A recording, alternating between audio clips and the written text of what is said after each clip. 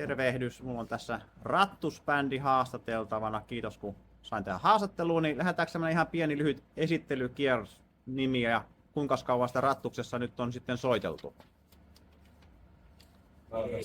Puoli vuotta. VP 46 vuosi taitaa olla mennessä. Ja Joppo 10 about. 12. Nenossa, niin. Uuden Rikkilevyn tiimoilta muutamia kysymyksiä, niin tuossa kerroitte, että se on syntynyt pidemmän ajan kuluessa, niin missä ja miten ne biisit siihen levylle sitten syntyi? Ihan niinku Pello äänitti kotona rumpuja kotistudiolla. Mä äänitin kitaroita omalla kotistudiolla. Kitarat ja laulu. Ja bassot äänitettiin kanssa lauluja. Mutta se oli semmoista on ja off meininkiä meidän äänittely, että ei me sitä tehty läheskään koko ajan. Meillä oli tosi pitkiä taukoja. Meillä kyllästyttiin koko biisi. Sitten taas huomattiin, että näin on itse asiassa hyviä biisejä.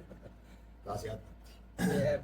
Ei ollut mitään deadlinea, niin se oli se huono puoli. Se on vähän niinku hyvä ja huono puoli se deadline. Edellisestä levystä kumminkin ehti kulua se 10 vuotta, niin onko se musiikin tekeminen ja julkaiseminen nykyään sitten helpompaa tai vaikeampaa kuin ennen?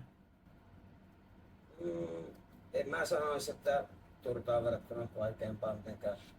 Sitten riviaikoja kuitenkin oli aika lailla, että... Ehkä se julkaiseminen, kyllä se julka... Etelä-Amerikassa saatiin julkaistua helposti, mutta mutta Suomessa ei niin innokkaita. Aika oli semmoinen, että koronat ja kaikki ei kukaan oikein julkaissut mitään. Jep. Oli vähän vaikeuksia löytää julkaisia pitkään editistä.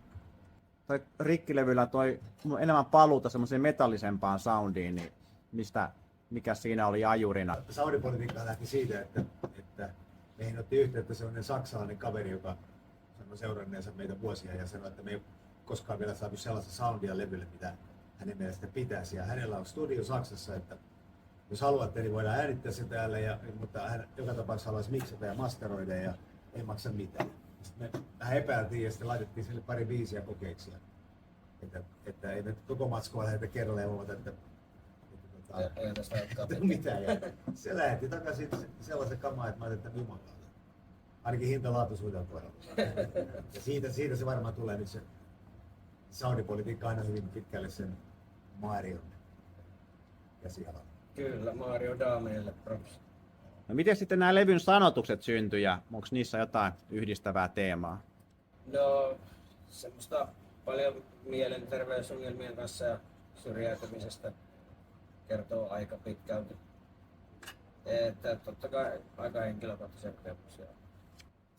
No missä tämä ajatus tuli sitten tälle bonuslevylle, missä on nämä vierailevat solistit ja miten nämä biisit ja solistit sitten valikoitu? Se taas lähtee, oltiin Blackpoolissa festivaalireissulla ja sitten törmättiin lentokentällä Jokisen Veskuun ja se tarjottiin sille kyyti sinne festivaalialueelle. Ja Vesku on meitä vähän nuorempi poika oli ja tai ei meitä vaan meitä. Ja Veskun vanha suosikki oli tää biisi, mikä se siinä vetääkin. Ja sitten siinä innostuttiin, että se on settilistalla, että vetää siinä Blackpoolissa.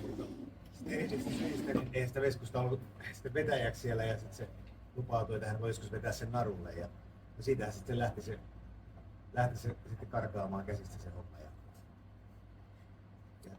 yksi asia johti toiseen ja toinen toiseen. No nyt Rattuksella on uusi basisti Jeekki, niin miten hänen panoksensa on vaikuttanut musiikkiin ja bändiin? No niin, kovaa uutta innostusta tuolla.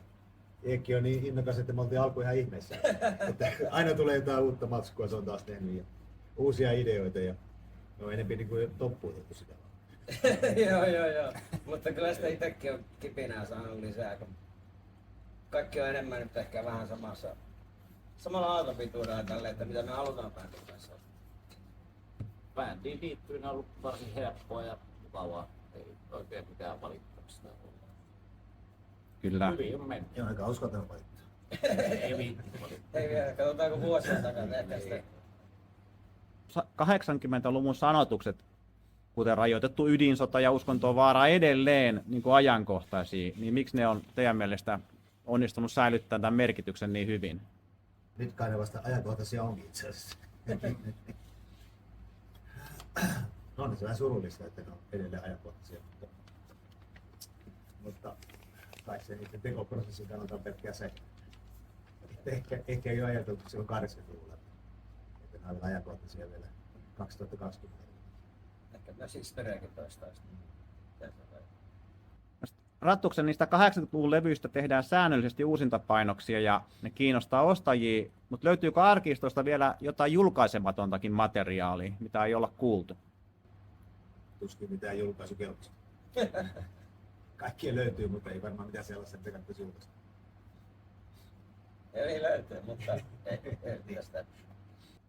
No miten te näette punk-musiikin on ylipäätään vaikuttaneen yhteiskuntaan ja kulttuuriin nyt tässä 40 vuoden aikana ja näettekö, että Rattuksella on ollut minkäänlaista roolia siinä? Nyt ei ole paha.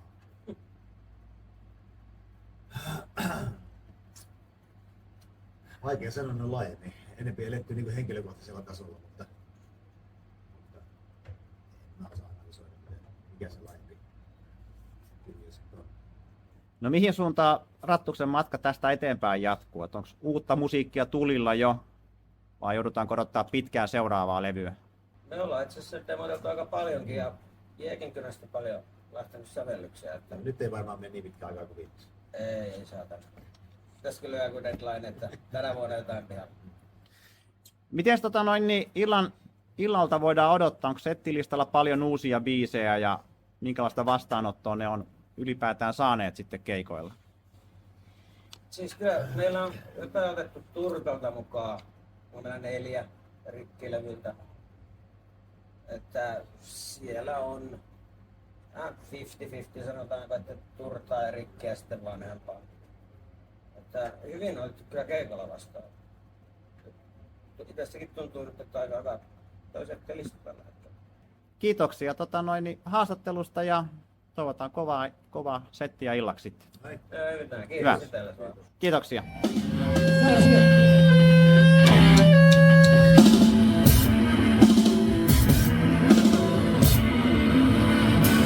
Yes.